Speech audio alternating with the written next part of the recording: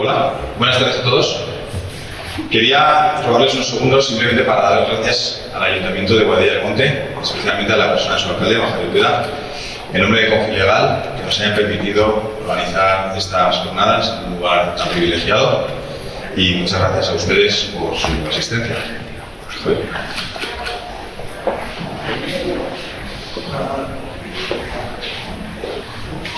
Muchas gracias, Julen. Don Enrique López, consejero de Justicia Interior y Víctimas de la Comunidad de Madrid.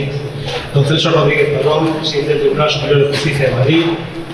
Doña Carolina Mata, presidenta de Boada de 2019. Don Fidel Rodríguez Batalla, viceconsejero de Universidades, Ciencia e Innovación de la Comunidad de Madrid. Doña Elena Mantilla, directora general de Inspección y Ordenación Sanitaria de la Comunidad de Madrid. Francisco Oliver, magistrado, vecino de Boadilla, coordinador de estas jornadas. Don Julen Ariza, editor de Confilegal, referente de periodismo jurídico en España. Concejales, teniente de alcalde, vecinos, amigos, muy buenas tardes a todos y bienvenidos a la primera jornada de los diálogos jurídicos del Palacio de Boadilla. Una iniciativa que brinda a los vecinos de este municipio la oportunidad de aprender de primera mano de grandes referentes del derecho y la justicia de nuestro país. Un mundo apasionante, sobre todo para quienes os dedicáis profesionalmente al mismo, pero también para los que no. De hecho, una de las razones por las que hemos organizado este programa es para que figuras con las que estos días van a intervenir acerquéis a estas disciplinas tan importantes a aquellos que no somos expertos en las mismas.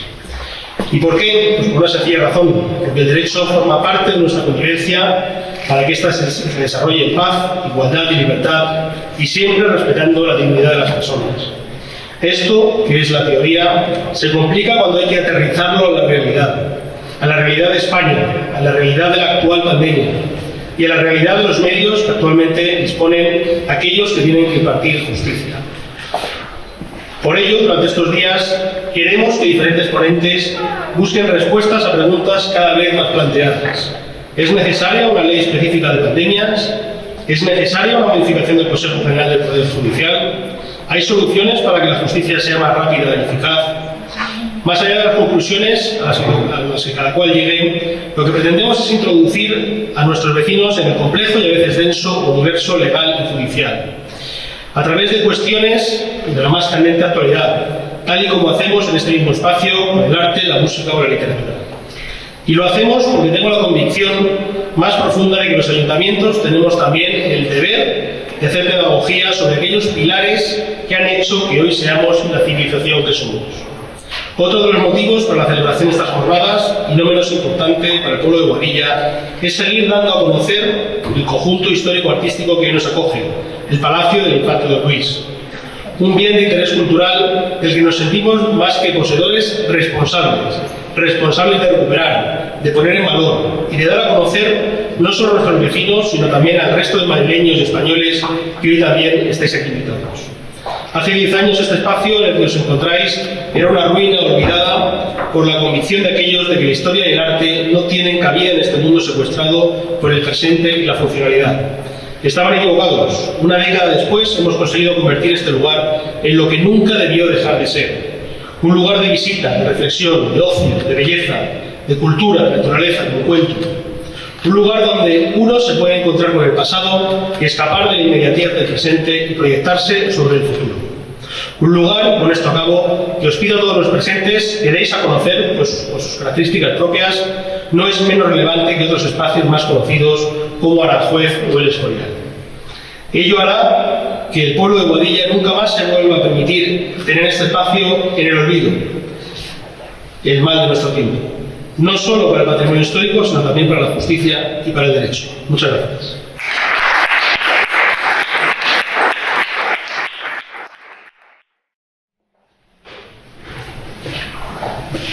Bueno, nuevamente, muchas gracias a Julen por ofrecerme la posibilidad de coordinar estas jornadas de discusión, análisis, cuestiones políticas, de temas de cierta importancia que tenemos en la zona. Y sobre todo quiero también dar las gracias a todos los que están presentes, diferentes autoridades que están aquí, porque nosotros esto tampoco tendríamos sentido. Agradecer como de otra manera a José Pedro, Enrique López, justicia interior, asegurar a personas que tienen esa cierta importancia, que son graves y conocidas, pero que, bueno, el magistrado, el Poder Judicial, portavoz, en la época en la que yo coincidí con él en el letrado, tuvimos, pues, la verdad es que bastantes actividades conjuntas que hicimos allí, sacamos adelante, por lo cual tengo un grato recuerdo de estar allí con él. Por lo tanto, muchas gracias, espero estar aquí y la posibilidad de ofrecérselo al pueblo de Guadilla para que pueda combatir sobre las cuestiones que vamos a analizar, hacer sobre el gobernador letrado, que es presidente del Tribunal de Justicia de Madrid, así como órgano de la Justicia de Madrid, magistrado también de otro modo, y también conocedor del Consejo General del Poder Judicial, y también con él en el Consejo durante 6 años. Si hay alguien que conoce realmente cómo funciona el Consejo General del Poder Judicial, como allí, más o menos que los 9 años, 8 años de secretario general del Consejo Judicial, y me he quedado bastante corto, 15 años en el Consejo General del Poder Judicial como secretario general. Desde luego conoce muy bien la estructura orgánica y el funcionamiento del Consejo General del Poder Judicial, y muchas gracias por eso, por aceptar la invitación. En honor a los dos. Y en último lugar tenemos la tercera ponente, Carolina Mata, que no la conocí, pero el placer y el gusto de conocerla ahora, un poquito su trayectoria, una persona bastante brillante, ser joven, con mucha perspectiva de futuro, con grandes ideas, que mueven razones de índole personal y humanitario en su actividad en el ejercicio de la abogacía como abogada que es desde el año 2009, quiero recordar, es presidenta de una asociación de juristas noruegueses en Europa y también presidenta de la Asociación de Víctimas del COVID, ADAVI, asociación que se creó expresamente por el tema de los perjudicados, los damnificados. Quiero que contar su propia experiencia personal y bueno, pues también es un placer tenerla aquí y que pueda compartir con nosotros este momento. Gracias, Carolina. Y bueno, empezando por el tema del COVID-19, este dichoso virus que vino aquí el año pasado, en el mes de marzo, y que por desgracia se ha querido quedar aquí. Sabemos cuándo se largará ya aquí este bicho que tenemos entre nosotros. Y la verdad es que durante todo este año y medio largo hemos vivido una serie de vicisitudes, adversidades de todo tipo, en el que hemos aprendido durante año y medio grandes cosas. Unas buenas, otras malas, otras no tan buenas, no tan malas, y seguro que cada uno de los aquí presentes lo habrá vivido de una forma diferente, tendrá una opinión distinta sobre lo que se ha hecho, o lo que se podría hacer, o lo que se debería hacer en el futuro, y podrá haber tantas opiniones como personas hay. Sin embargo, yo creo que todos coincidimos en una cosa que voy a comentar ahora, y no creo equivocarme en el que todo el mundo estará de acuerdo al 100%. Y es que esta situación que se ha creado desde marzo del 2020 hasta la actualidad ha originado un caos absoluto desde el punto de vista jurídico y social, es decir, un desconcierto jurídico y social de primer orden. Y esto ha sido debido a las lagunas legales, los vacíos legales que hay en todo lo relacionado con las crisis sanitarias, con la pandemia. No había una situación igual creada y esto evidentemente ha originado, como digo, ese caos. Entonces, dudo mucho que alguien diga lo contrario. Realmente eso lo hemos visto en el día a día durante todo este año y medio con distintas resoluciones judiciales. No se sabía si tenía que acudir al juzgado contencioso, los tribunales de justicia, si los jueces podían denegar o no esas solicitudes en cuanto a la limitación de derechos. En fin, había un caos absoluto y un auténtico desconcierto. Y la pregunta que nos deberíamos hacer todos es: ¿se han sentado las bases para que en el futuro no vuelva a pasar? Es decir, ¿tenemos las bases generadas para poder combatir y luchar contra una situación creada por una pandemia como la que hemos vivido actualmente? Y cuando hablo de las bases, no me refiero solamente a las cuestiones de medios materiales, medios personales, sanitarias, técnicos, informáticos, tecnológicos, que entiendo que eso ya se estará adaptando poco a poco, ¿no? Yo quiero recordar, además yo creo que todos lo hemos vivido cuando estábamos confinados, esas reuniones virtuales que hacíamos con las familias o con los amigos, tomándonos el aperitivo o demás, y la sobrecarga de la red con el uso abusivo muchas veces de las redes sociales, Y las empresas se adaptaron a esa nueva realidad, no tuvieron más remedio que hacerlo. Entonces, la pregunta es, ¿tenemos las bases actualmente? Es decir, ¿hemos dotado al Estado o tiene el Estado instrumentos jurídicos adecuados para poder combatir una situación de crisis sanitaria como la que hemos vivido? Por lo tanto, ¿es necesario crear una nueva ley, la ley de pandemias, pues la llamado, o cualquier otra ley, o bastaría con simples reformas de las leyes existentes, la ley de sanidad pública, la ley de salud pública, la ley 4/81 del estado de alarma de excepción, una simple modificación, una nueva ley? Es decir, son respuestas o preguntas que yo no tengo respuesta actualmente y que a lo mejor aquí pues podemos iluminar un poquito las soluciones a estas incógnitas. Y luego la segunda gran cuestión que me gustaría que aquí también debatiéramos es el caos, utilizo otra vez el término caos, organizativo que se produjo durante los meses de confinamiento, en el año 2020, en el mes de marzo. Y fue un caos absoluto a nivel de organización judicial, me refiero, porque nos pilló a todos con el pie cambiado, no sabíamos realmente qué se podía hacer, si los juicios se podían celebrar, si había que suspenderlos, si los abogados podían solicitar la suspensión o tenían que venir a las vistas o podían hacerlo desde sus casas con Zoom. En fin, se creó una situación de auténtica desorganización, cada uno iba por libre, tomaba sus propias decisiones. Recuerdo la decana de Móstoles, que está aquí, Susana, la pobre haciendo un acuerdo gubernativo de no sé cuántos folios intentando resolver las cuestiones políticas que se habían suscitado por los distintos jueces, la imposibilidad a través del presidente del TSJ, la sala de gobierno, para poder también tomar decisiones, porque no olvidemos que en el Poder Judicial actúan distintas administraciones y coordinar todas las administraciones es tremendamente complejo. Tenemos el Poder Judicial, el Consejo Nacional del Poder Judicial por un lado, el Ministerio de Justicia por otro, jueces y los fiscales tampoco sabían cómo actuar en ese momento, los funcionarios, las transferencias delegadas en algunas comunidades autónomas de los funcionarios, en fin, era todo un auténtico caos, no se sabía realmente qué es lo que había que hacer. Y entonces esa situación tan novedosa que se produjo en ese momento y ese caos ha dado lugar a una serie de actuaciones que no sé si ha llegado el momento de decir que se mantengan las mismas, el teletrabajo, la teleasistencia, es decir, la posibilidad de que los fiscales, los jueces trabajen desde su casa, los LAC puedan también trabajar desde su casa, sepan cómo tienen que organizar la sala de vista o los señalamientos de los juicios, si los abogados pueden o no celebrar los juicios a través de Zoom, si hay los medios telemáticos precisos o adecuados para ello. Como digo, toda esa situación de incertidumbre es la que vivimos actualmente. Eso es todo derivado de esta situación de crisis que yo creo que tenemos que cogerla como algo positivo, en el sentido de buscar solución a todos estos problemas. Y como el derecho lo mueve todo, como bien ha dicho el alcalde, desde que nos levantamos hasta que nos acostamos, todo es derecho. Incluso, me atrevería a decir que incluso durmiendo, todo lo que generamos alrededor nuestro es derecho. No hay nada que no esté relacionado con el mundo del derecho. Y si el mundo del derecho no es claro y no tiene un horizonte bien marcado, con una regulación expresa, al final se produce un desconcierto absoluto en la sociedad.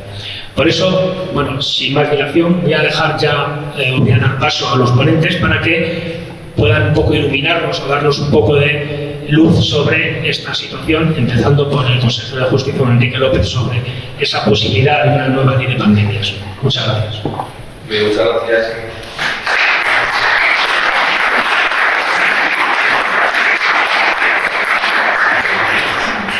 Muchas gracias por esa amable presentación. Quiero saludar a los miembros de la mesa, señor presidente de la Justicia, y también, por supuesto, al alcalde de esta bella localidad que nos permite estar en este escenario tan histórico como es este palacio del infante, del hermano listo, un rey listo, como fue el infante Luis, hombre culto, hermano de un gran rey culto que modernizó España, lo intentó, algo que nos introduce en el aspecto que hoy nos trae. Gracias a los organizadores, Julen, por apoyar desde Confiligar este tipo de actividades que creo que son de gran importancia, sobre todo de suma importancia.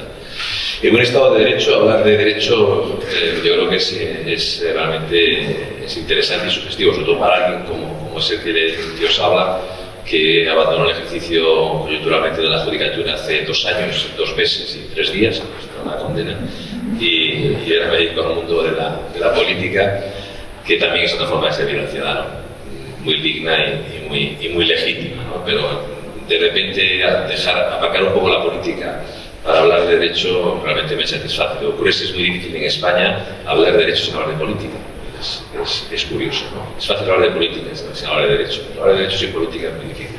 Y esto es otro tema, el tema que creo que es lo mejor entrar ya en el tema y ser breve para dar la oportunidad de que el resto de los partidos en esta mesa hablen y luego pues podré contestar preguntas que estimen pertinentes. Vamos, que hace falta una legislación orgánica en materia de protección de la salud en caso de epidemias o pandemias, no lo digo yo, lo dicen los tribunales superiores de justicia, las salas de lo contencioso, lo dice el Tribunal Supremo, lo dice el Consejo de Estado, lo dice el Tribunal Constitucional, lo dice toda la doctrina, lo dice cualquier persona que se acerque mínimamente a los problemas que ha sufrido como consecuencia tan extraordinaria como fue el coronavirus en lo que se refiere a la limitación de derechos fundamentales. Lo dice Europa, donde la Comisión Europea ha visto con cierta preocupación que los Estados no se han dotado de instrumentos jurídicos específicos para ser aplicados en circunstancias de esta naturaleza. No solo fue el caso español, fueron los casos de 2 países que tuvieron que aplicar estados excepcionales, constitucionales, para poder acometer esas limitaciones de derechos que exigía la protección a la salud. Ha habido resoluciones muy importantes, como el caso de Bélgica, como un tribunal tumbó toda una legislación ad hoc creada para la pandemia. Pero hubo países que, algunos con carácter previo, como era el caso de Alemania, que tenía una ley de protección a la salud pública de los alemanes del año 2002 que adaptó casualmente en marzo de 2020 a la nueva situación. En Francia se creó un estado específico de alarma por razones sanitarias.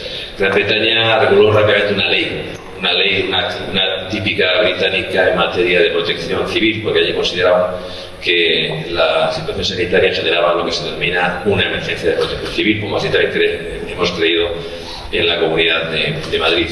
En definitiva, hace falta instrumentos específicos para circunstancias de esta naturaleza que exigen tomar decisiones de tanto calado en lo que afecta a los derechos fundamentales. Es explicable, incluso puede estar hasta justificado, que el gobierno de España se viera totalmente sobrepasado por una situación novedosa como la que aconteció en marzo de 2020, teniendo que adoptar un estado de alarma el 14 de marzo de 2020. Primero, una anotación política. Ese lunes, el día 10, el gobierno del que yo formaba parte en ese momento, presidido por Isabel Díaz Ayuso, decidió suspender la actividad en los colegios y universidades de la Comunidad de Madrid. Y un día más tarde decidió limitar la actividad económica. Todo ello como consecuencia de lo que consideramos que ya era una situación de grave riesgo para la salud pública. Nos llamaron alarmistas. Nos dijeron que no adoptáramos ese tipo de medidas porque estábamos en situación de contención y no en situación de riesgo. 10 de marzo de 2020. El 14 de marzo de 2020, esto es, 4 días después, el presidente del gobierno se vio obligado a decretar un estado de alarma, nada más y nada menos que decretar un estado de alarma que en postre el Tribunal Constitucional, como sabéis, declaró inconstitucional, porque ya en ese momento muchos alertábamos sobre las dudas que planteaba el estado de alarma respecto a la intensa limitación de sus derechos fundamentales que adoptaba ese estado de alarma, que podía parecerse mucho a la suspensión. Estábamos en una situación gris, es cierto, de dificultad, pero ya muchos decíamos que había dificultades para que el estado de alarma, tal cual el gobierno había decretado ese decreto a la redundancia, pudiera estar cubierto por la ley de estados excepcionales o que se refiere al estado de alarma. El Tribunal se había dicho que no, que finalmente se sobrepasó la ley y que esas limitaciones no eran tales, sino que eran suspensiones y lo que hacía falta era un estado de excepción, puesto que la Constitución precisamente lo dice de forma expresa en el artículo 55, solo podrá suspenderse derechos de forma generalizada bajo el estado de excepción y no de ninguna otra manera. Bueno, pues podemos incluso hasta entender 14 de marzo, situación totalmente excepcional en media Europa, en medio mundo, bueno, de estado de alarma, se prorroga en 5 ocasiones. El Partido Popular, por responsabilidad, apoyó lo apoyó en 3 ocasiones, luego se abstuvo y luego empezó a votar en contra. Y Pablo Casado, en el mes de abril, le dijo al presidente del gobierno: no sería bueno pensar en un marco legislativo orgánico que permitiera adoptar medidas limitativas de derechos fundamentales para proteger la salud, con los supuestos claramente establecidos, con un procedimiento claramente establecido, con autoridad judicial llamada a resolver claramente establecida. No sería bueno que esto se hiciera, y le ofreció la mano tendida del Partido Popular para que en el plazo de un mes y por lectura única se hiciera una reforma de la ley 3/85 de medidas especiales, 86, medidas especiales en materia de salud pública, y el presidente del gobierno hizo caso omiso de eso. Es más, la vicepresidenta del gobierno en ese momento decía que nuestro sistema jurídico tenía instrumentos suficientes para afrontar esta decisión y este tipo de decisiones sin lugar a dudas. Luego se acabaron de decir, como decía antes, muchos órganos que no teníamos instrumentos suficientes. Miren, esta ley, la ley de medidas especiales en materia de salud pública del año 86, su artículo 3, que es el precepto que ha sido aplicado después del estado de alarma por todas las administraciones públicas para poder limitar derechos fundamentales y pedir su ratificación a la autoridad judicial, primero fue de lo contencioso, luego reforma del gobierno exprés para que fueran las salas de lo contencioso administrativo, convirtiendo a las salas de lo contencioso en juzgados de guardia. Y no acabaron ahí las cosas, que ante las contradicciones que existían como consecuencia de la falta de ley entre las diferentes salas, convirtió al Poder Supremo en otro juzgado de guardia, haciéndole resolver en menos de 15 días sobre este tipo de limitaciones de derechos fundamentales, todo en base a un artículo donde, de verdad, o sea, verlo literalmente, porque es la forma de entender, para no fiarme de la memoria, para entender este artículo 3 dice que con el fin de controlar las enfermedades transmisibles, la autoridad sanitaria, además de realizar las acciones preventivas generales, podrá adoptar las medidas oportunas para el control de los enfermos, de las personas que estén o hayan estado en contacto con los mismos, esto es, contagiados, y que hayan estado contagiados, en contacto con los contagiados, y debidamente inmediato, así como, y aquí viene el gran desarrollo legislativo del que hablaba la vicepresidenta Carmen, así como las que consideren necesarias en caso de riesgo de carácter transmisible. Ya está. Exactamente 10 palabras en las que todos los jueces españoles que han tenido que afrontar estas decisiones han tenido que justificar la ratificación de limitaciones tan importantes como la limitación del libre de ambulación en horario nocturno, la limitación de movimiento, etc. En este inciso, un inciso de una ley que dice cualquier otra medida que resulte necesaria ante la situación de riesgo transmisible. Esa es la calidad y la cantidad de la ley que en España regula la limitación de derechos fundamentales para proteger la salud pública. 9 palabras. Y esto es lo que se decía que era un instrumento jurídico suficiente como para poder limitar los derechos fundamentales. Bueno, yo creo que no es necesario ser un avezado jurista para entender que España necesita una ley orgánica que se denomine como se quiera denominar, de pandemias, de protección de la salud en caso de enfermedad de riesgo transmisible, etcétera, etcétera, donde se prevean los supuestos derechos de aplicación, donde se prevean los procedimientos para la limitación de derechos fundamentales, si ha de haber un control previo de la autoridad judicial o a posteriori, porque todo esto es decisión de política de configuración legal. O sea, el legislador puede decidir hacer un modelo de control jurídico previo o un modelo de control jurídico a posteriori. En este sentido es pura configuración legal y el legislador orgánico tiene libertad plena para elegir el modelo que estime oportuno. Pero tiene que haber un modelo, tiene que haber una ley, tiene que haber un procedimiento, tiene que haber unos preceptos, tiene que haber unas causas.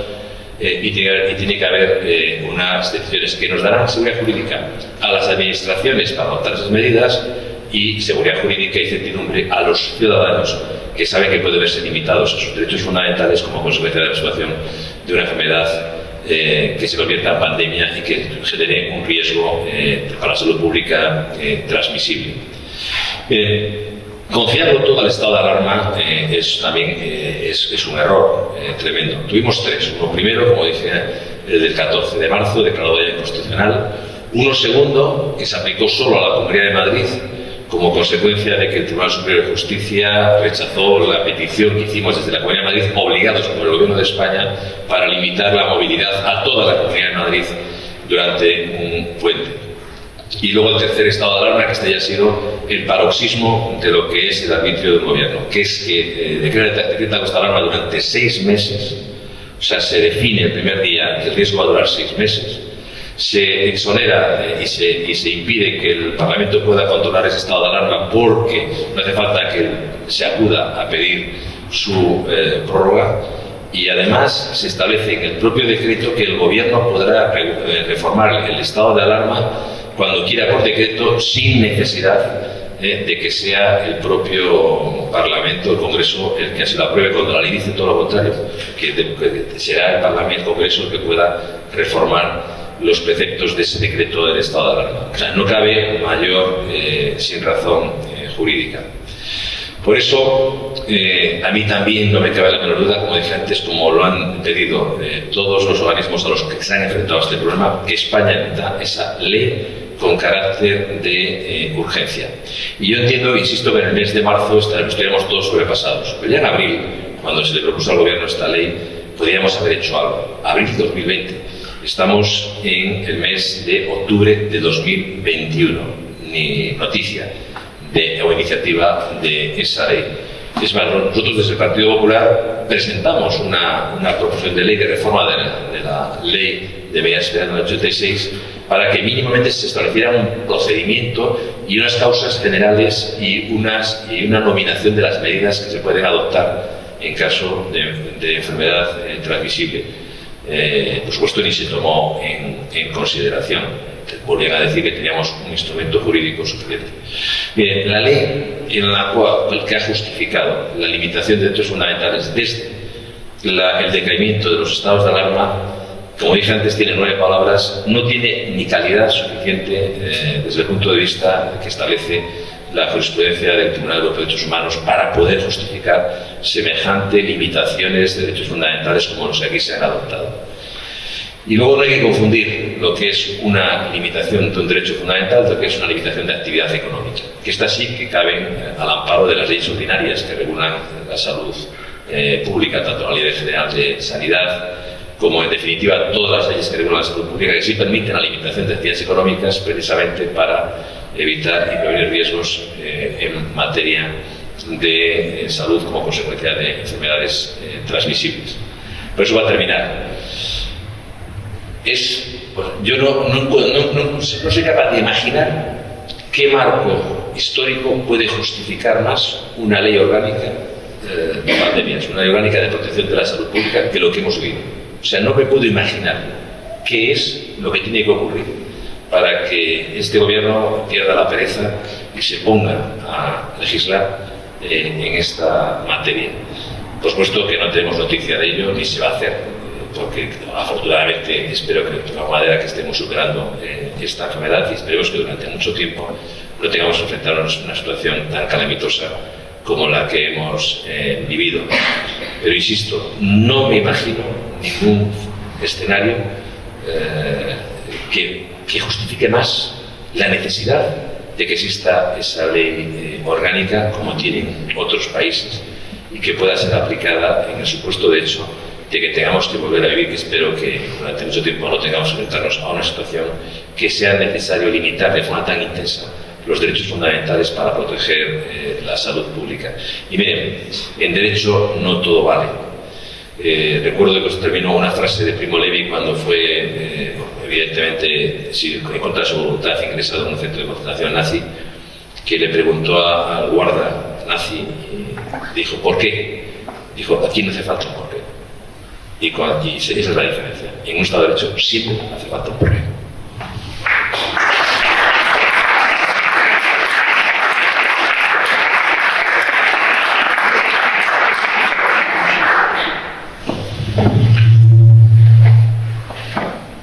Buenas tardes. Muchas gracias ante todo a quien ha tenido, ahora digo de verdad, la genial idea de no solo organizar estas jornadas de diálogo jurídico, sino además dedicarlas a un entorno que me resulta tan impresionante. No es lo mismo dirigirse a un auditorio en unas instalaciones o en otras, y estas, de verdad, no solo acogen, al mismo tiempo impresionan. Por lo tanto, Muchas gracias al Conciliar, al Ayuntamiento de Boadilla del Monte, como patrocinadores de estas jornadas de diálogos jurídicos sobre un tema desgraciadamente tan de actualidad.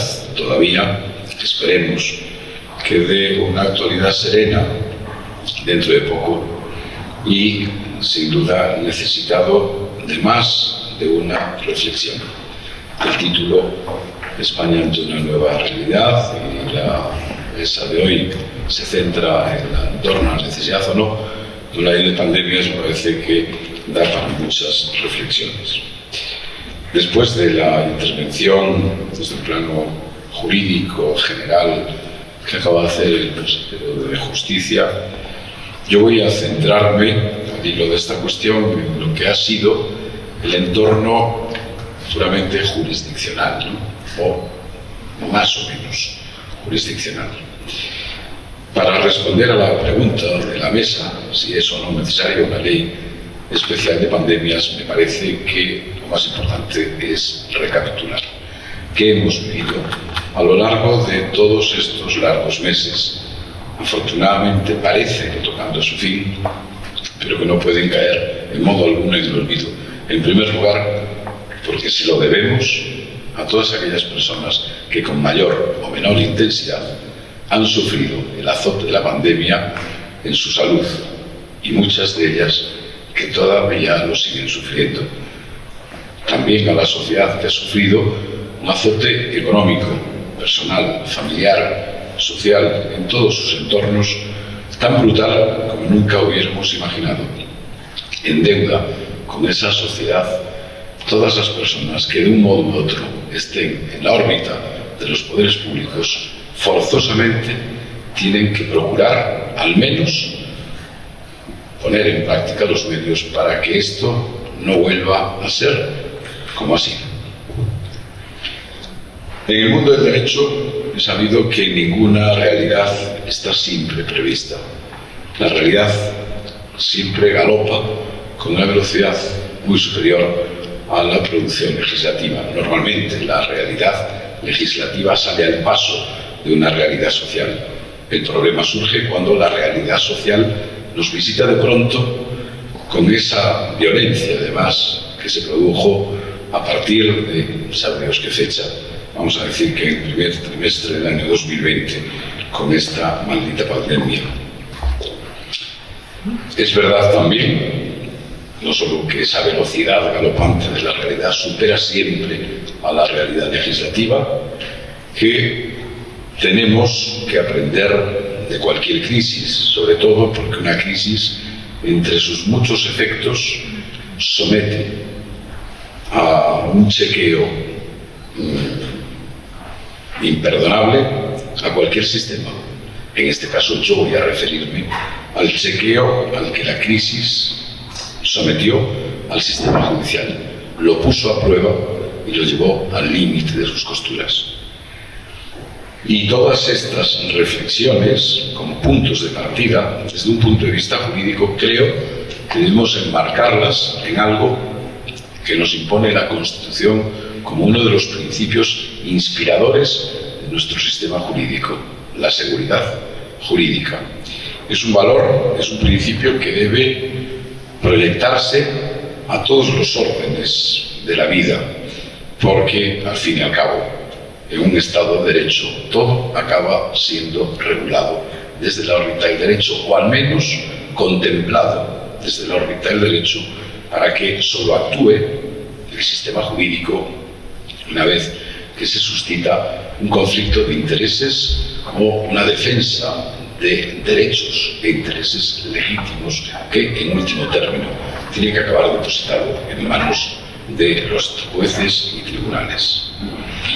Este depósito final en manos de los jueces y tribunales de la defensa de los derechos e intereses legítimos de todos los ciudadanos tiene una respuesta en la Constitución, en su conocido artículo 24, que es la obtención como derecho fundamental de la tutela judicial efectiva. Ese derecho fundamental no podía suspenderse, no podía modularse, en modo alguno podía suprimirse, pese a la violencia con la que nos asaltó la pandemia desde el mes de marzo oficialmente del año 2020. Y por lo tanto teníamos una premisa que cumplir y era no cerrar la justicia, por decirlo en una expresión que pueda ser gráfica. Lo malo es que para llevar adelante esta atención, esta proporción del derecho fundamental a la tutela judicial efectiva, nos enfrentábamos, ahora a posteriori se puede sistematizar el análisis, con tres ámbitos que a mi juicio son los que deben de sentar las bases para una futura regulación de situaciones de crisis como la vivida: el ámbito organizativo, el ámbito normativo y el plano jurisdiccional. En el ámbito organizativo, me satisface el ver hoy en esta sala a compañeras, a compañeros que sufrieron, como todos los que estábamos inmersos dentro de lo que es el sistema judicial, muchas carencias. Nos sorprendió de pronto con una regulación fragmentada, no pensada para estas situaciones, y ante lo peor que puede suceder ante cualquier crisis importante, una enorme dosis de improvisación. No se puede con eficacia abordar ninguna crisis desde la improvisación, que en muchas ocasiones es el único remedio que tenemos a nuestro alcance, a falta precisamente de una legislación previa que facilite unas bases más sólidas desde las que afrontar algo tan duro como fue el COVID-19. El problema, desde el plano de vista organizativo, desde el punto de vista organizativo, no fue originado por la pandemia. Lo que pasa es que las crisis, al mismo tiempo que someten a prueba a cualquier sistema, también afloran las grietas, las quiebras, las carencias de todo sistema con más fuerza que ningún otro espejo. Sitúan esa realidad ante sus límites deficitarios en este caso. Y nos encontrábamos, bueno, pues con esta situación que hace mucho tiempo venimos viviendo en la Administración de Justicia o en el entorno de la Administración de Justicia, de una multiplicidad de focos de decisión, de fuentes de decisión, cada uno de los cuales en sus primeros tiempos y durante mucho tiempo también, más o menos fue por su lado, no dudo que con su mejor intención, pero con una falta de coordinación que dificultó enormemente la gestión de la crisis en sus primeros tiempos.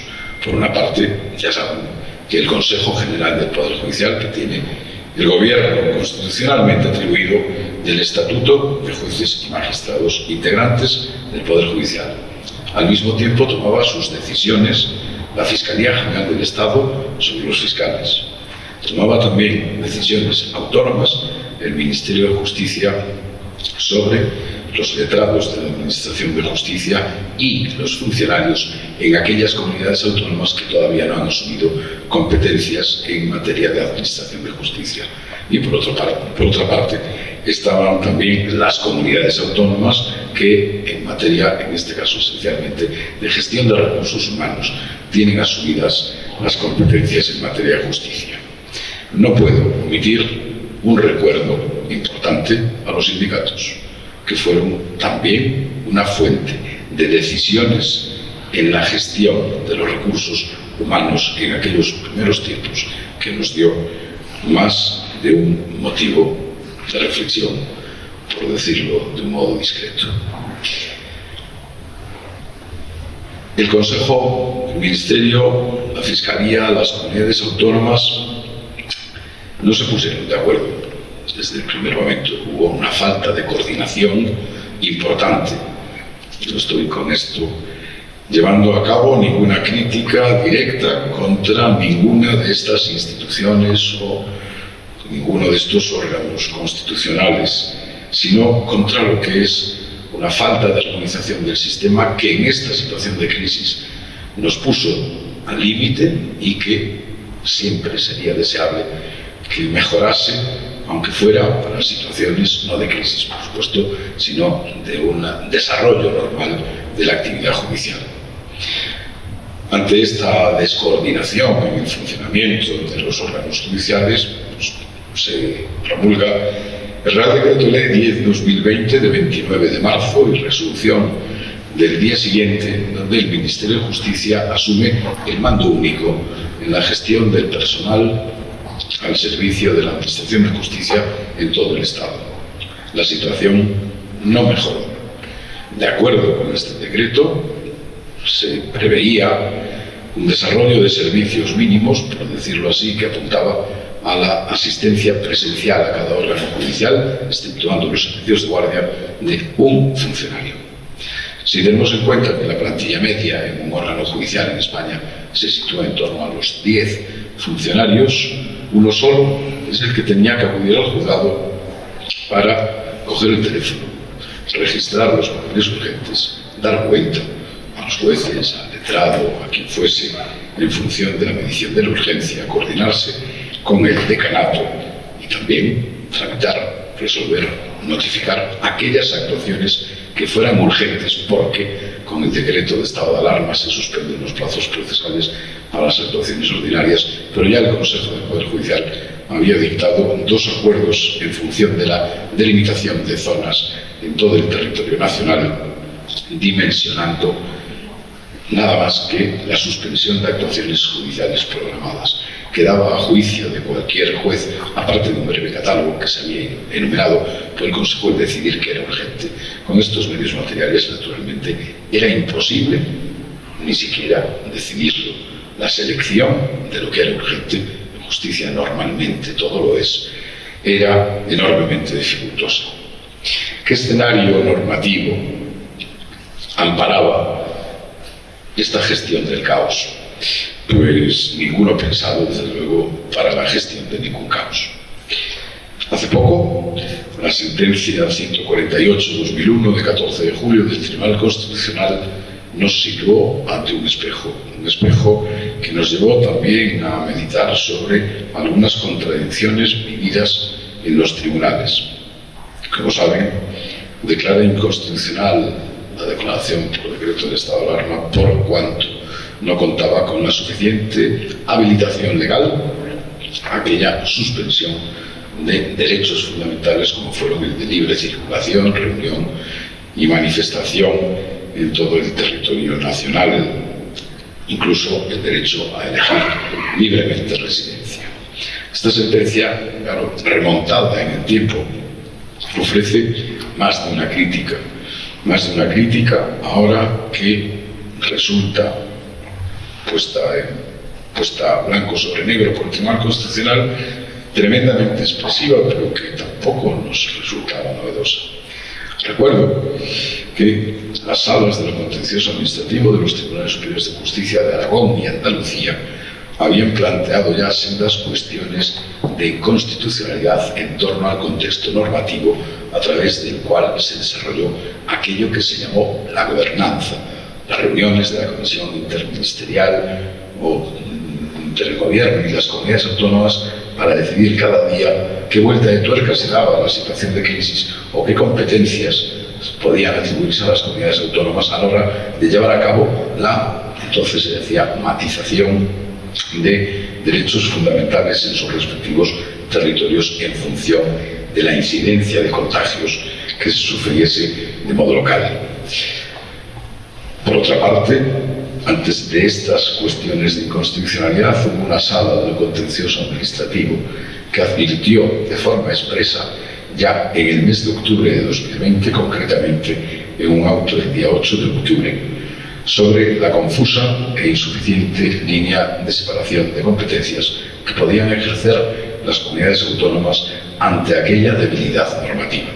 Fue la Sala de lo Contencioso Administrativo del Tribunal Superior de Justicia de Madrid, en una resolución donde denegó la ratificación de determinadas medidas limitativas de derecho que la Comunidad de Madrid se vio obligada a plantear. Me permito leer unas líneas nada más de lo que fue el fundamento jurídico sexto del auto de 8 de octubre.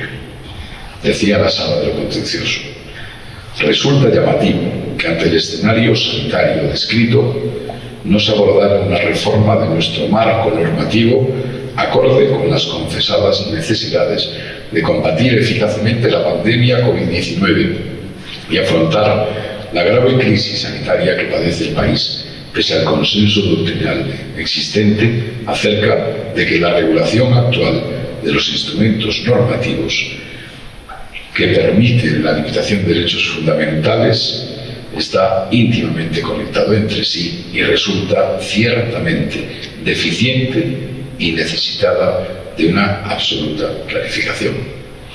Aquellas advertencias cayeron en saco roto y fueron compartidas por otros tribunales superiores de justicia que, no obstante, tenían la obligación de decidir los conflictos en torno al alcance de la limitación de derechos. Los cierres perimetrales fundamentalmente se producían en cada comunidad autónoma. Y esto es lo que nos lleva a enlazar con el tercero de los pilares que proponía para la reflexión, el escenario jurisprudencial. Todos recordarán que la sociedad asistía atónita ante la confusión que se producía entre las resoluciones judiciales de muy distinto signo en distintas comunidades autónomas. Cierto es que enfrentadas a situaciones que no siempre eran iguales. De todos modos, se producían contradicciones tanto por los informes o la posición de la Fiscalía como por las resoluciones de los tribunales superiores de justicia en supuestos tremendamente llamativos como los que enfrentaron a las comunidades de Canarias y Valencia, ante situaciones que parecía que iban a merecer una solución jurídica igual, y obtuvieron soluciones jurídicas diametralmente opuestas.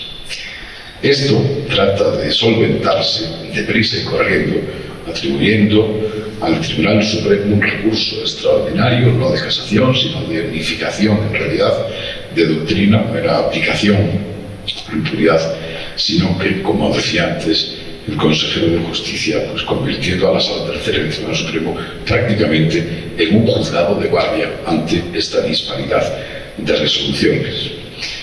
Bien, es cierto que el Tribunal Supremo, con aquella premura también, estableció algunos débiles principios sobre lo que debía ser la interpretación armónica de aquel soporte normativo absolutamente insuficiente con el que los tribunales trataban de dar respuesta a las situaciones particulares que se llevaban a cabo en cada comunidad.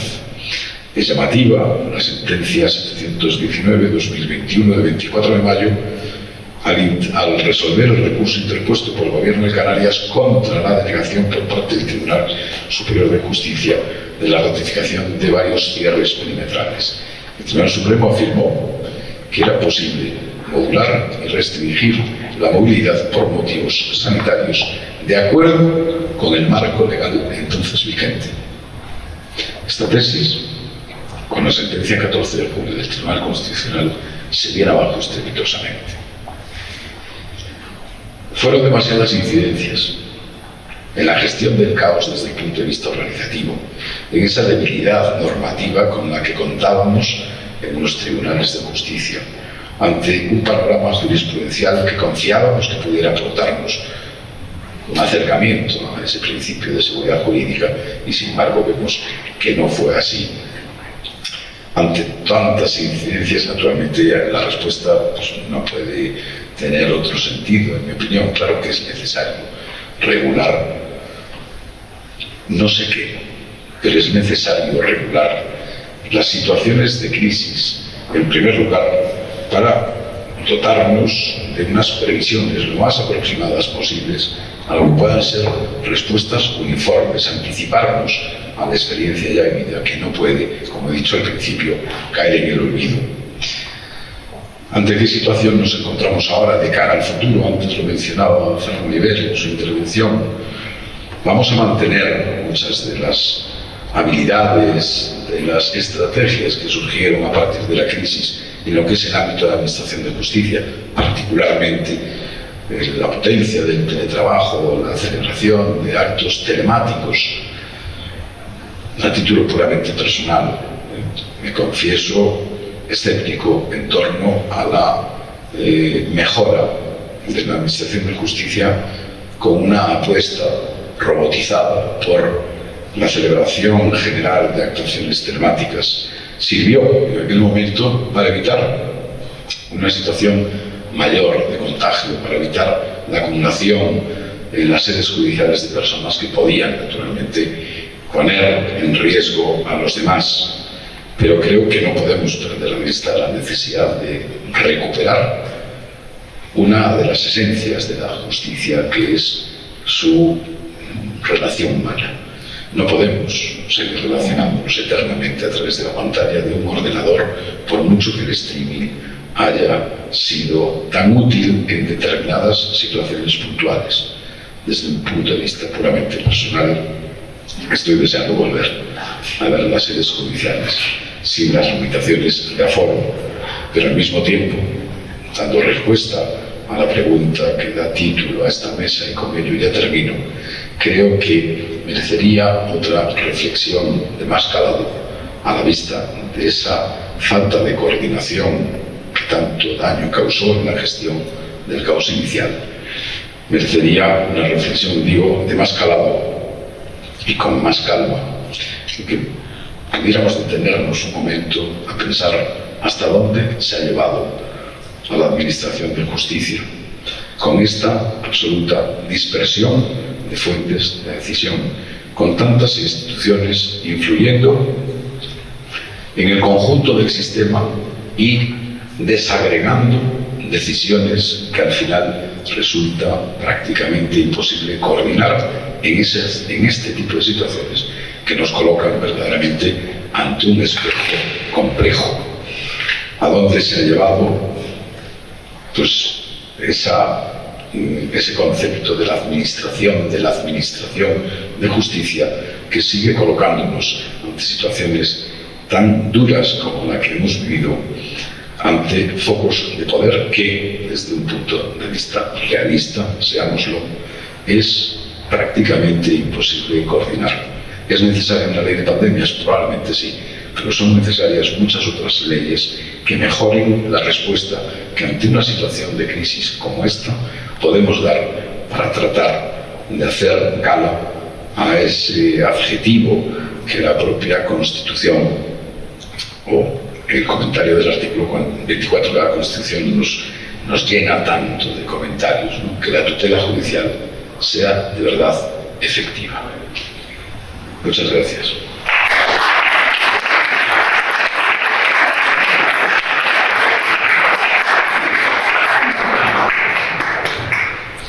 Bueno, buenas tardes a todos. En primer lugar, quería dar las gracias al alcalde de Boadilla, a Javier Úbeda, que es un placer estar aquí, a los organizadores del evento, Confilegal, y a todas las personas que me habéis invitado.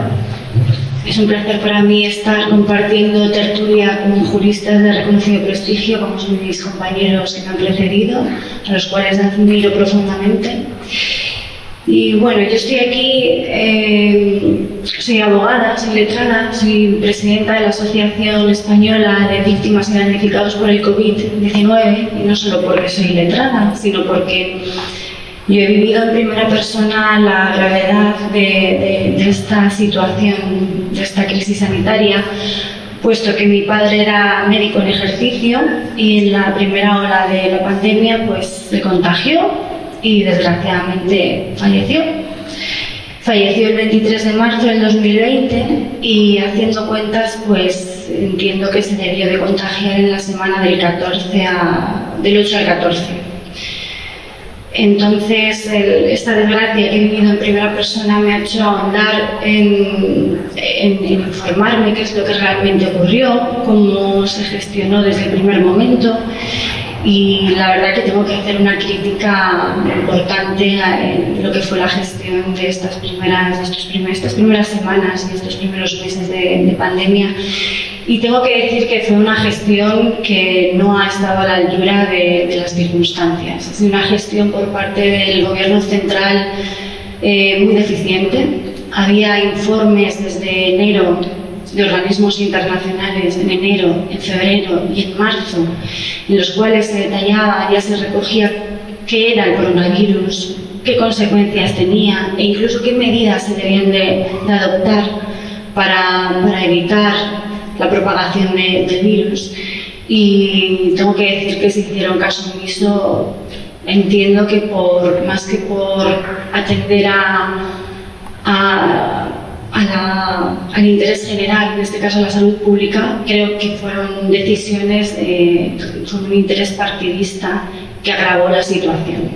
Entonces yo entiendo que si se hubieran tomado medidas un poquito antes, es muy probable que mi padre no hubiera fallecido, no se hubiera contagiado.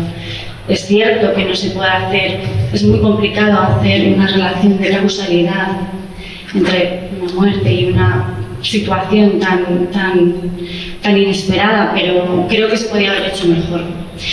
Y dicho esto, hecha esta crítica, ya ha pasado 1 año y medio y seguimos, creo que en las mismas, creo que se siguen tomando decisiones equivocadas.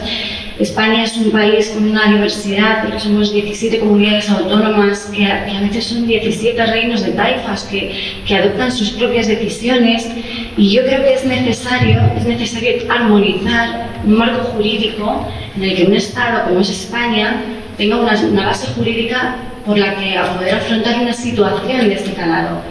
Entonces yo, como presidenta de la Asociación Española de Damnificados y Víctimas por el COVID desde aquí, lo hago público, pero lo haremos público a través de un comunicado. Quiero comunicaros que vamos a dar apoyo total a esta iniciativa de ley de pandemias, por lo que acabo de explicar, porque necesitamos una armonización.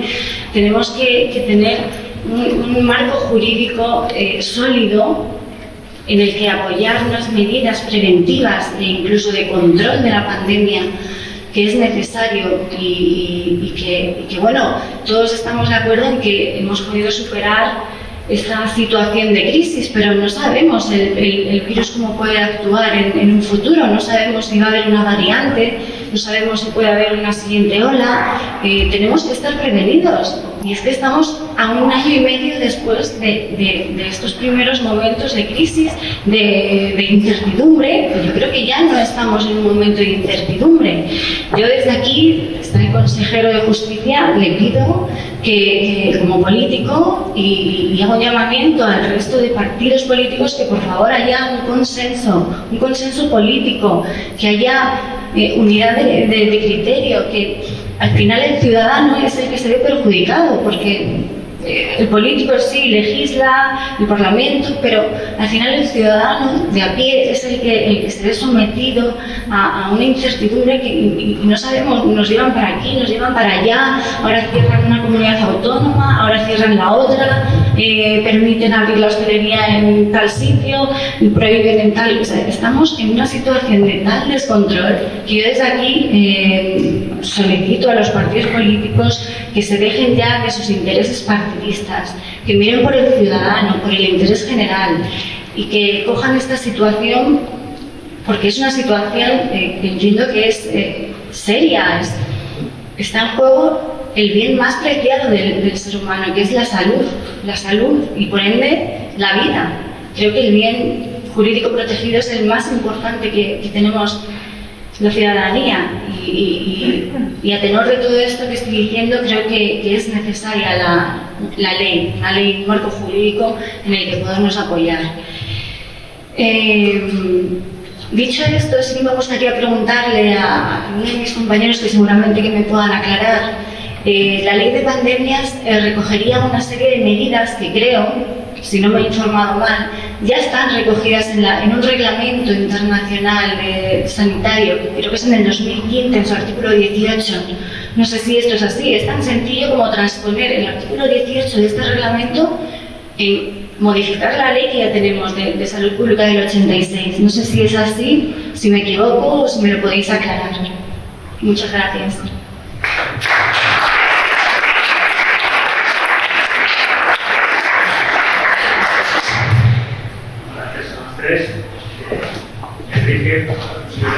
Sí, efectivamente existe un reglamento de la ONU, adoptado por la OMS, en los que se establece perfectamente la posibilidad de limitar derechos fundamentales y de cómo tienen que ser limitados cuando se produce una situación de una enfermedad que genera un riesgo transmisible objetivo.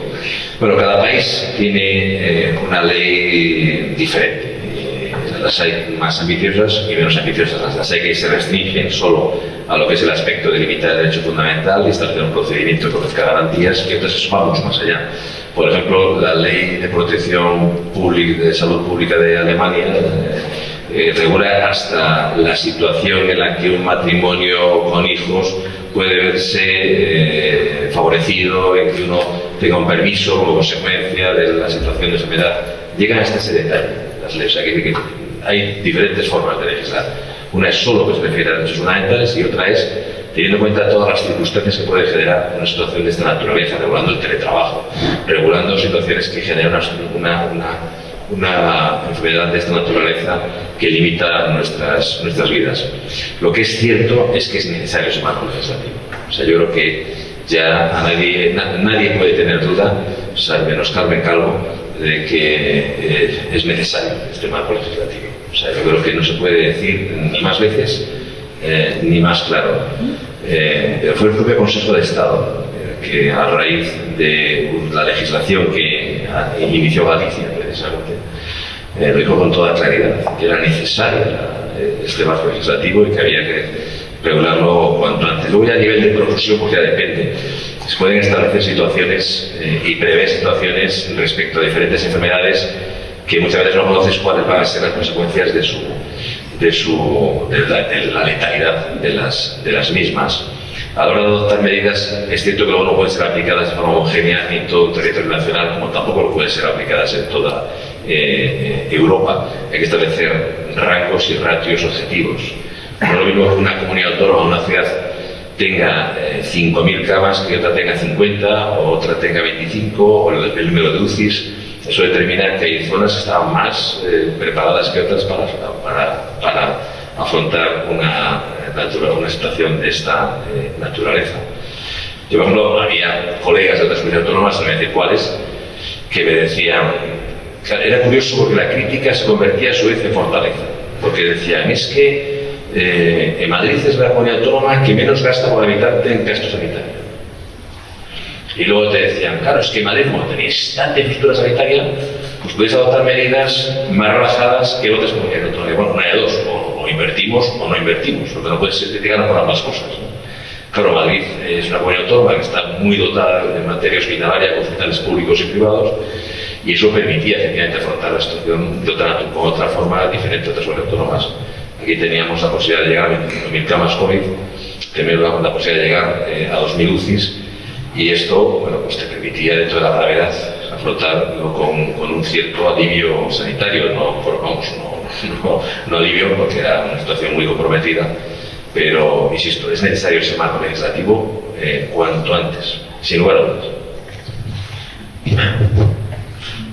Bueno, después de haber escuchado a los tres ponentes, creo que lo que decía al principio, es decir, ese caos existe, ha existido y me da a mí que va a seguir existiendo, por desgracia de todos nosotros, porque no veo o no barrunto la posibilidad de que se pueda crear o generar esa ley de pandemias. Decía el presidente de San Acceso que había tres elementos claves: el normativo, el organizativo y el jurisprudencial. Y este último es inversamente proporcional a los anteriores, es decir, cuanto menos régimen normativo y menos organización exista, necesariamente más actividad judicial debe existir, precisamente por esa incertidumbre, es decir, la gente acude a los tribunales cuando no hay una buena regulación normativa o organizativa. Entonces se trataría de evitar esos elementos. Yo creo que después también de escuchar a Carolina, creo que los poderes públicos, las distintas administraciones, tienen una responsabilidad importante en esto, no en lo que ha pasado, sino en lo que pueda suceder en el futuro. Y desde aquí, desde este humilde palacio, y creo que maravilloso también, como decía Celso, pues es bueno a lo mejor hacer esa reivindicación a todas aquellas personas que tienen puestos de responsabilidad y que pueden tomar iniciativas, instarles a que por favor adopten las medidas necesarias, creando esas comisiones de trabajo, si es o fuera pertinente, a través del Poder Judicial. Como decía Celso, son muchas patas las que intervienen en la Administración de Justicia. Está el Consejo General del Poder Judicial, el contra jueces y magistrados, el Fiscalía General del Estado. Entonces, habría que ver un poco ese régimen normativo y organizativo si se podría encuadrar dentro de esa ley de pandemias o sería más una modificación de la ley orgánica del Poder Judicial. Desconozco efectivamente si se podría hacer así. Al igual también quería comentar una cuestión que ha mencionado el consejero Enrique sobre el tema de esa ley de protección de la salud pública, como lo queremos denominar. Claro, si cabe la posibilidad de limitar derechos fundamentales, tenemos el mismo problema, es decir, de limitar o de suspender, porque una situación que prevé el estado de alarma, la ley 4/81, en su artículo 4, quiero recordar, define en qué situaciones se decreta el estado de alarma y no prevé las pandemias, prevé las epidemias. Entonces, si el Tribunal Constitucional ya ha dicho que lo que se ha hecho aquí es suspender derechos fundamentales, con lo cual estoy completamente de acuerdo, no es una limitación, una ley de pandemias podría suspender los derechos fundamentales. Entiendo que no, porque la Constitución en su artículo 55, en el 116, prevé que solamente la ley orgánica del estado de excepción de alarma y sitios son los que pueden determinar las suspensiones y no siquiera el estado de alarma, solamente la excepción. Entonces, esa ley de pandemias, Enrique, cabía la posibilidad por nuestro entorno, es decir, por el derecho comparado en otros países de nuestro entorno, prevé la posibilidad de suspender derechos fundamentales. No es lo mismo decir que en una zona, un área de salud de Madrid no se puede la gente mover o no puede salir o se limitan los derechos concretos, y otra cosa es a nivel general en todo el territorio nacional nadie se puede mover de sus casas, que eso sí que es una suspensión en toda regla. Entonces, eso lo puede prever la ley orgánica esta de salud pública, de protección de la salud pública, o como se le quiera denominar. O sea, lo único que define la Constitución es la nomenclatura de los 3 estados excepcionales, alarma, excepción y sitio, y hace una mínima regulación. El estado de alarma establece el famoso plazo de los 15 días, que luego tiene que acudir a la ratificación en el Congreso. El estado de excepción establece el límite de los 2 meses, también que sería un límite importante para aplicar un estado de excepción, En caso de pandemia que dure más de 2 meses, hay una limitación constitucional en cuanto a su duración, y por supuesto el estado de excepción hay que plantearlos, de su aplicación. Pero los supuestos que caben en cada uno de los estados son de pura configuración legal. El legislador puede decidir lo que le venga a gana en cada momento y puede traspasar lo que hoy regula el estado de alarma a una ley orgánica, siempre que efectivamente no suponga una suspensión del derecho, porque así lo proscribe el artículo 55 de la Constitución. No puede haber suspensiones de derechos, puede haber limitaciones a su ejercicio. La cuestión es hasta dónde algo puede ser una limitación de un ejercicio y cuándo empieza la suspensión. Y el Tribunal Constitucional, yo creo que lo ha dejado muy claro, y es que el decreto de 14 de marzo de 2020 suspendió el ejercicio de derechos fundamentales, no los limitó, no los condicionó, que es lo que cabe en esa ley orgánica. Establecer límites a los derechos fundamentales en su ejercicio para proteger la salud pública. Y, por ejemplo, el ejemplo lo pusimos en la Comunidad de Madrid, cuando empezamos a limitar el derecho a la libre deambulación y a la circulación por zonas básicas de salud, algo que fue sumamente criticado, porque entendíamos que la incidencia del virus en zonas muy determinadas justificaba en esa zona la limitación más intensa del derecho y no en otras zonas. Algo que es totalmente respetuoso con el espíritu de una limitación de un derecho fundamental.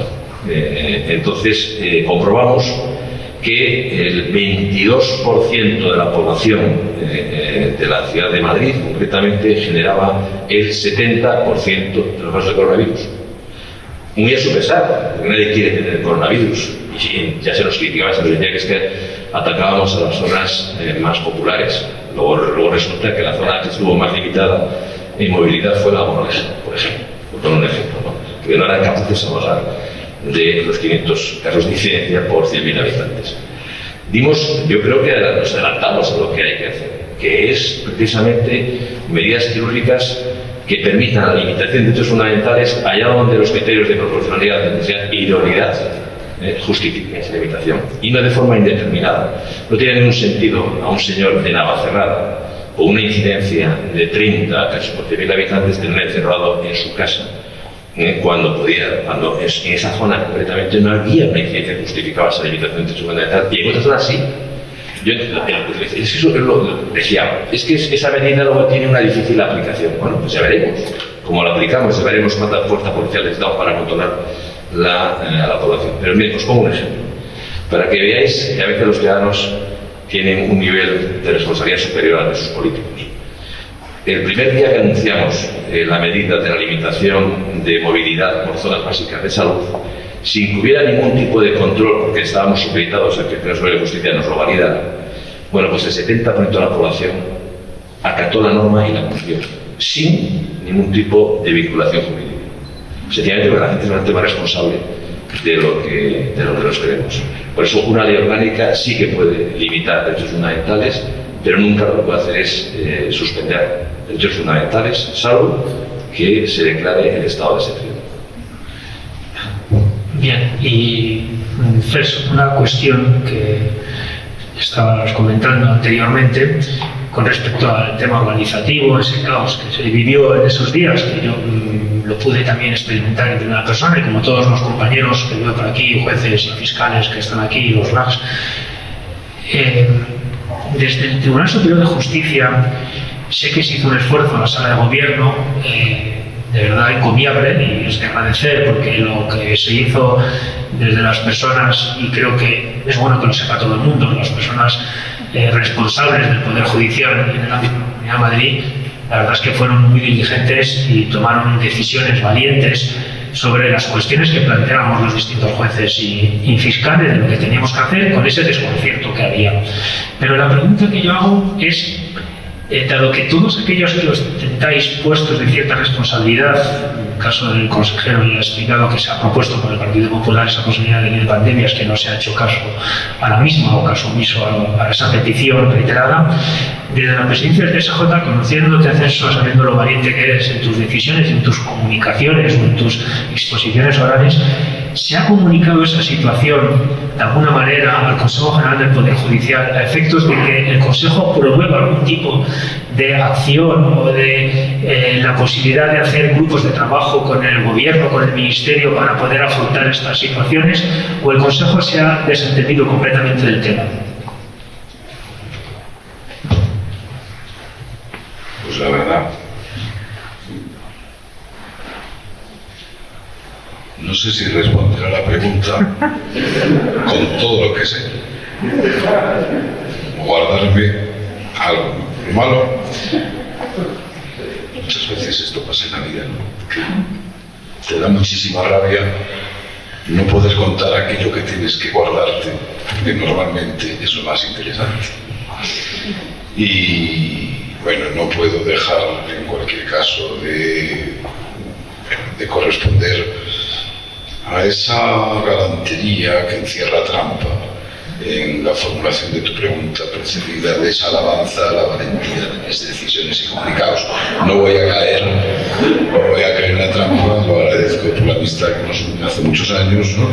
Me parece estupendo, y si la décima parte de las personas que están aquí y no me conocen se lo creen, ya habremos ganado bastante. Sí se ha comentado ante el Consejo General del Poder Judicial, no ahora, ¿no?, sino precisamente en la época de la pandemia, en directo, la necesidad de implantar algún mecanismo de coordinación que pudiera ser eficaz. La coordinación no consiste en reunirse y hablar para ver si llegamos entre todos a una buena solución. La coordinación requiere en muchas ocasiones una dosis oficial de autoridad, más de autoridad, de potestad, para que resulte posible imponer una decisión uniforme que se lleve a efecto pues con la debida eficacia. Desde la Sala de Gobierno del Tribunal Superior de Justicia de Madrid, en alguna ocasión, a propósito de la pandemia, dictamos acuerdos que no tenían un escrupuloso respaldo en lo que entonces era el marco de los acuerdos del Consejo General del Poder Judicial y, por supuesto, del Ministerio de Justicia, porque en la situación veíamos que se perdía día a día, incluso mañana por mañana, ¿no?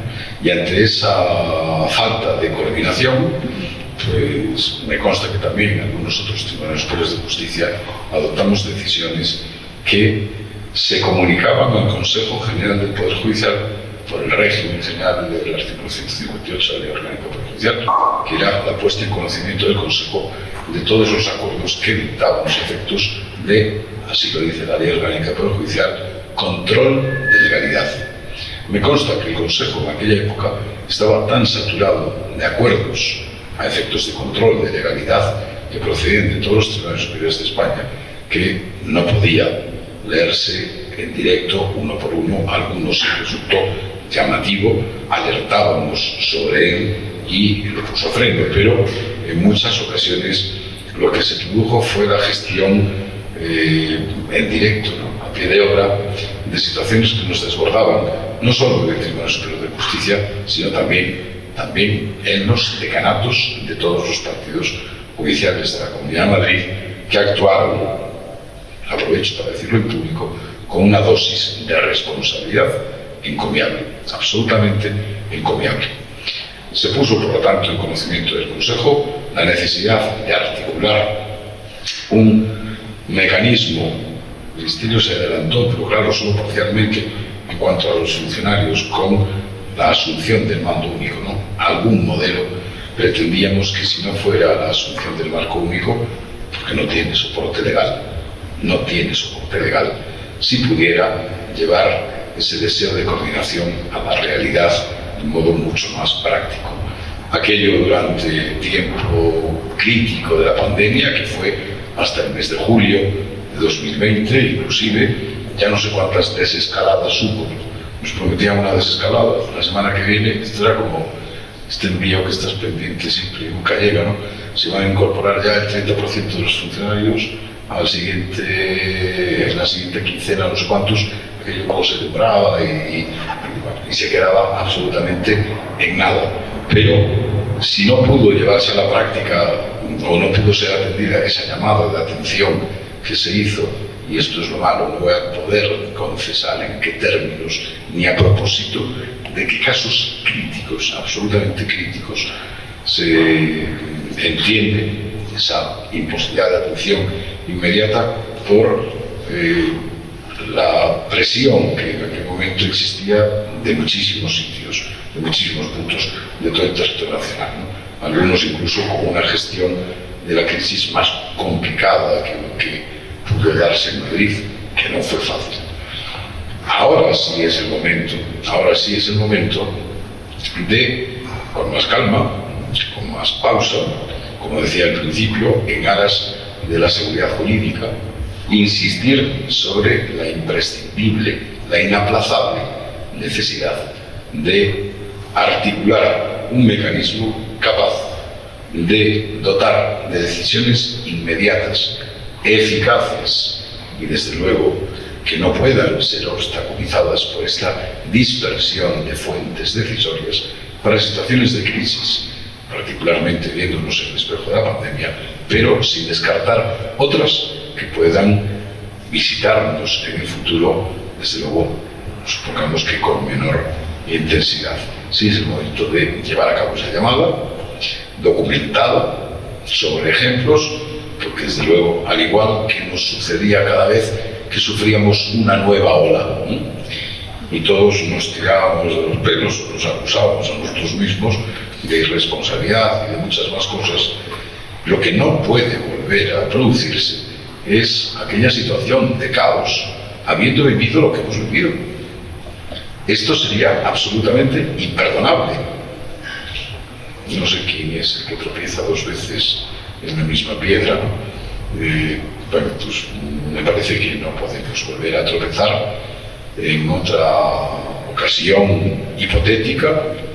Nunca se puede descartar, sucedida una vez, una segunda, en esta descoordinación que dificultó tan seriamente la gestión de los recursos de la Administración de Justicia.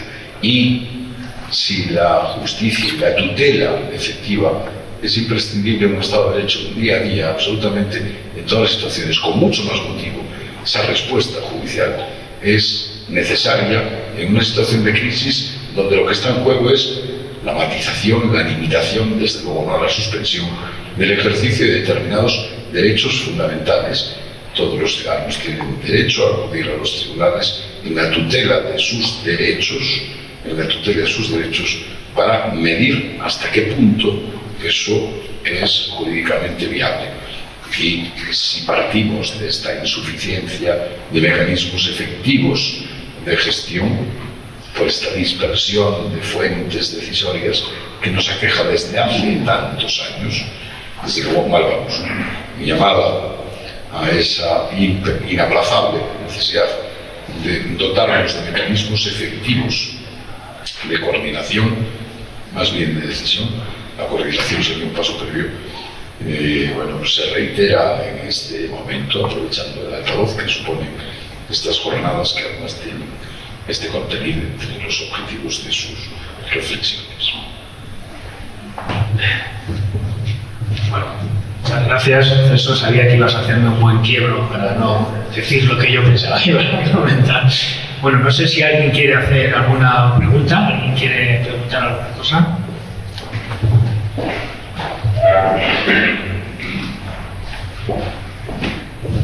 Muy buenas tardes a todos. Yo soy Marcos Molinero, soy abogado desde el año 89 y colaborador habitual de Confilegal. Se plantea si la ley de pandemias, o si nos queramos llamar, sobre la limitación o suspensión. Yo lo he vivido desde la trinchera, lo hemos vivido muchos abogados desde la trinchera, lo que ha sido la limitación y la suspensión del derecho a la defensa, de lo cual no se ha hablado. Presidente, le he escuchado con muchísima atención y al consejero también. Pero claro, cuando yo monté mi primer despacho en el año 89, llamé rápidamente a mi madre para decirle: he comprado un aparato a plazos, que es un fax, que hace que el papel vaya de Bravo Murillo 377 al juzgado que está enfrente.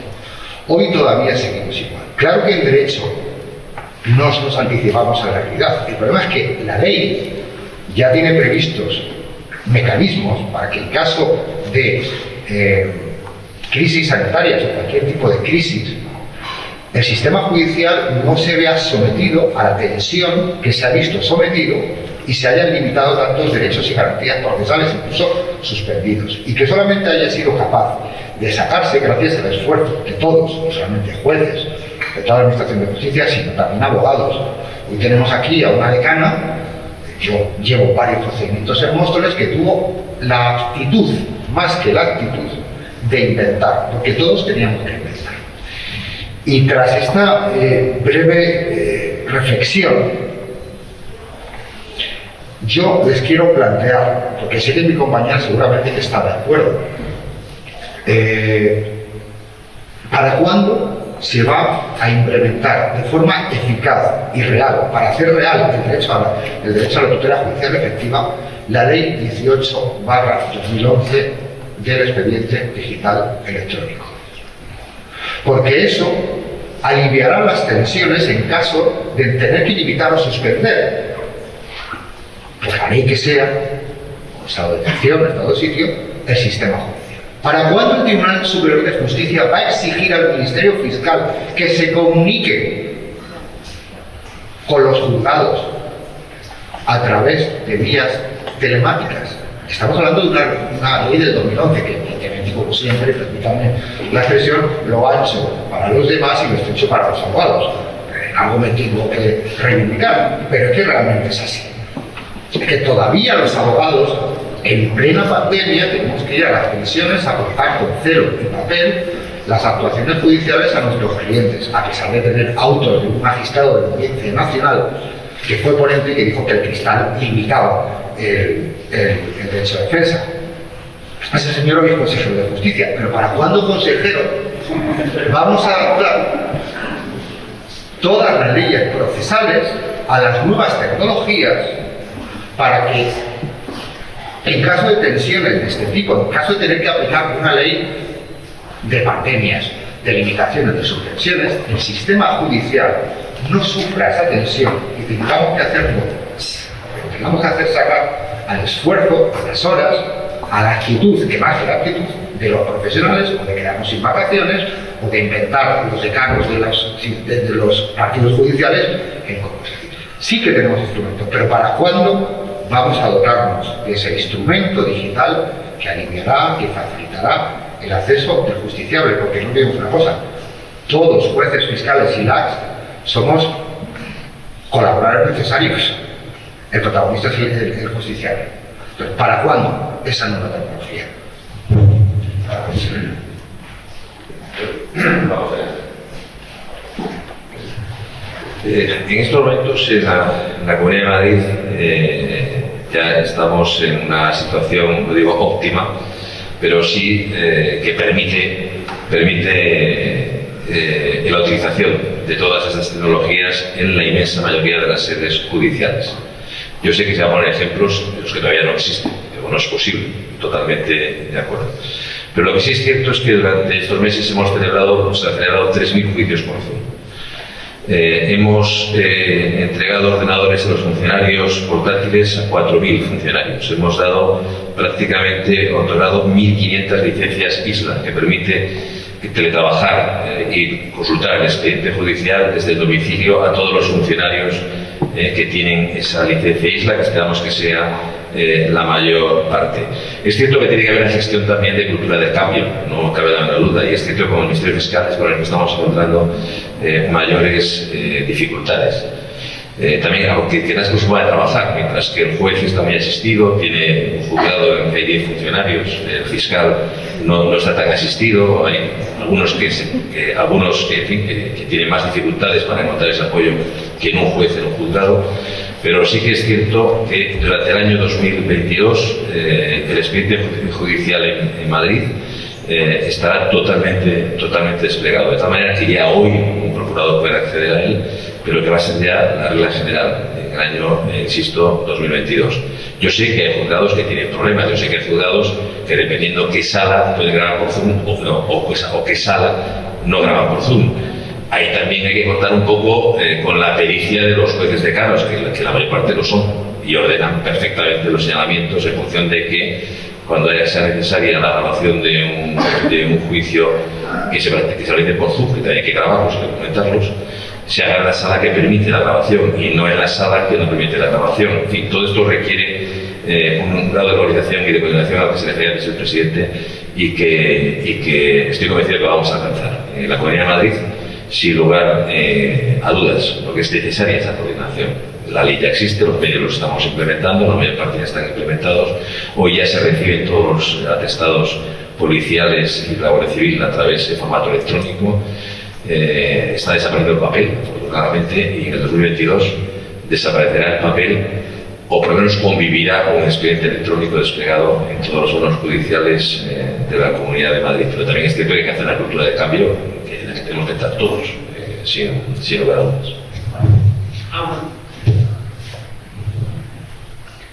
El interés de las cuestiones que plantea en su pregunta llevaría pues, a otras jornadas, ¿no?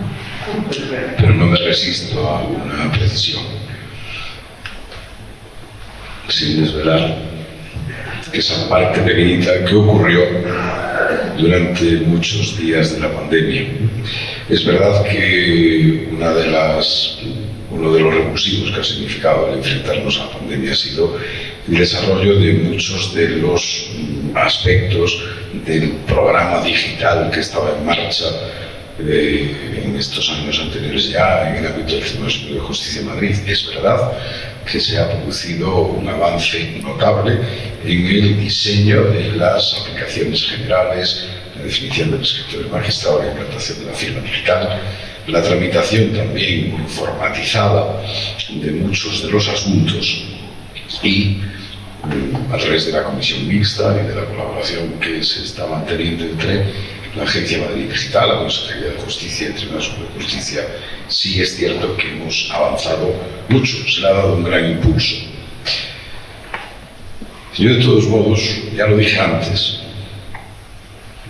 quiero dejar sentada desde mi absoluta sinceridad una reflexión de cierta prudencia.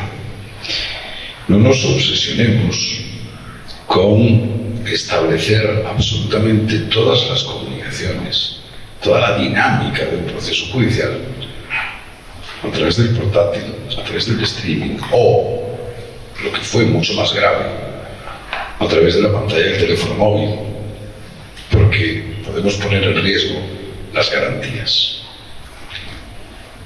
Una tarde me llamaron preguntando qué posibilidades había de obtener algún tipo de ayuda para pagar la factura del móvil de ese mes, porque los datos se habían agotado ya mucho antes del día 18, que me parece que es el día que se factura, ¿no? A la vista de la celebración de diligencias, cuando todavía esto estaba en pañales, de diligencias telemáticas a través de la videollamada de WhatsApp, le dije que primero no le iba a pagar a nadie, en segundo lugar que mejor poníamos fin a esa conversación en ese instante y haría todo lo posible esa noche por olvidarla. Porque es verdad que muchos abogados se negaban a ir a las comisarías a prestar la asistencia letrada al detenido, porque decía que tenían miedo. Aquí hay pocos, ¿no? Y acudían a una mención que también se contiene en 2 palabras, ya por el artículo 520 más o menos de la Ley de Procedimiento Criminal, de una constatación por teléfono. Eso no estaba pensado para el momento de la pandemia, porque en ese momento, y así se forzó, está bien elegida la palabra, se forzó un acuerdo de la Sala de Gobierno del Tribunal Superior de Justicia de Madrid, dando respuesta a una petición expresa del Ilustre Colegio de Abogados de Madrid, porque muchos abogados se negaban a asistir a detenidos en las comisarías, y se nos decía además que, si total, en el 99% de los casos ya antes de la pandemia, se le aconseja al detenido: no declares. En comisaría no declares. Te reservas a hacerlo ante el juez, cosa que está en su perfecto derecho, ¿no? Pero, mire, total, para ir allí a decirle que no declare, para eso no voy. Bueno, se nos pregunta cuándo va a ser efectivo ya no solo el mapa de la tecnología aplicada al expediente judicial electrónico, sino también cuándo se va a hacer efectivo el derecho de defensa. El derecho de defensa se puede hacer efectivo desde muchos puntos de vista, ¿no? Muchos anteriores. Yo en aquellas ocasiones lo que clamaba al cielo ante decisiones un tanto valientes que se produjeron en algunos partidos judiciales de la Comunidad de Madrid era mucho cuidado con las garantías, porque en este primer momento estamos todos encantados, no hay asistencia jurídica, o llamo a través del teléfono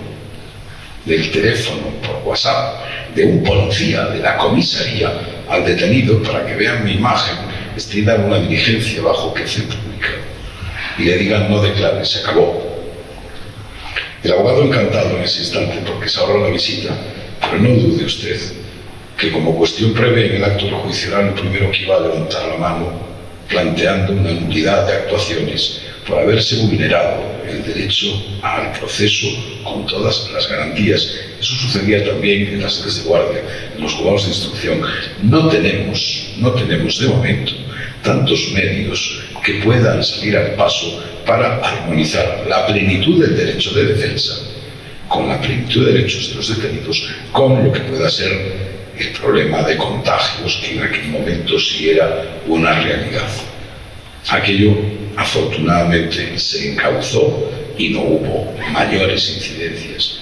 Al Ministerio Fiscal en algunas ocasiones, ya en algunos órganos, no ocasiones, en algunos órganos judiciales se le está notificando todo a través del mecanismo SINGAR, aunque se utiliza con el SNET. El Ministerio Fiscal es una parte constitucionalmente prevista, obligada a determinados procedimientos, siempre en el ámbito penal, pero no olvidemos que al fin y al cabo una parte que debe también integrarse en los sistemas de gestión y de comunicación electrónica.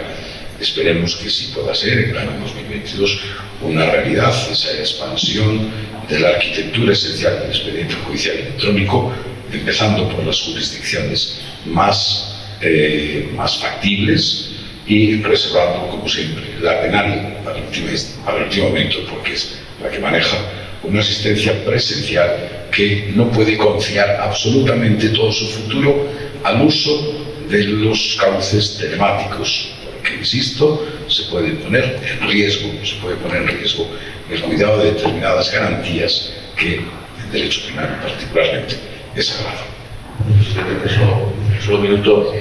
Quería aprovechar este acto público para rendir homenaje a unos funcionarios que demostraron un valor, no digo inusual, pero un extraordinario valor durante la pandemia sobre el funcionamiento de los registros civiles de los juzgados de la Comunidad Autónoma de Madrid.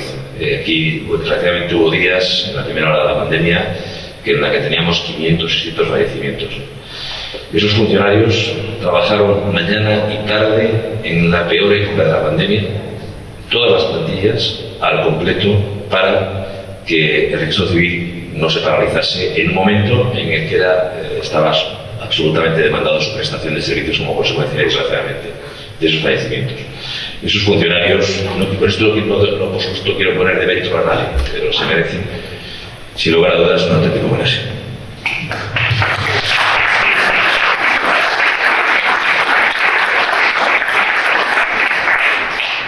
Bueno, pues nada, damos por concluido la jornada del día de hoy. Espero que todos los que estamos aquí seamos altavoz de lo que se ha dicho para exigir a las administraciones públicas competentes que actúen bajo su responsabilidad en dotarnos de esos medios, cada uno en su esfera laboral o de trabajo, los medios de comunicación, no quiero mirar a nadie, pero aquí tenemos alguno en el que deben ser portavoz de todo esto. Veo también a un querido compañero, Isaac, también abogado y periodista, que también puede darse o hacerse eco de todo esto. Todos y cada uno de vosotros, en vuestras casas, en vuestras localidades, con los vecinos y tal, os animo a que planteéis estas posibilidades y que intentemos que esto no quede aquí, sino que realmente pues, exijamos a las administraciones o a los políticos las modificaciones de las leyes necesarias para que esto no vuelva a pasar. Sé que desde el PP se está haciendo, deberían seguir insistiendo, aunque digan que no. Desde la presidencia del TSJ sé que Celso continuará, Carolina Mata a través de su asociación estoy seguro que lo hará. Los jueces y los fiscales poco podemos decir, más que actuar a través de nuestras resoluciones y nuestros informes y por lo tanto someternos al principio de legalidad, pero creo que todos somos responsables para intentar mejorar esta situación. Muchas gracias, alcalde, por dejarnos hacer esto y en este entorno tan maravilloso. Gracias también a Confilegal y, por supuesto, a los 3 ponentes que han estado aquí y a todos vosotros por acompañarnos. Muchas gracias a todos.